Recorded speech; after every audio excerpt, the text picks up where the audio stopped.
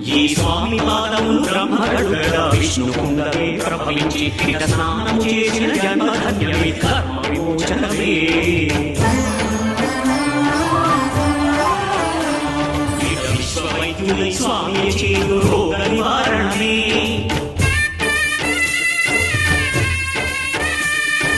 చిత్తము దేహము సత్వము గాను వెత్తము తాగని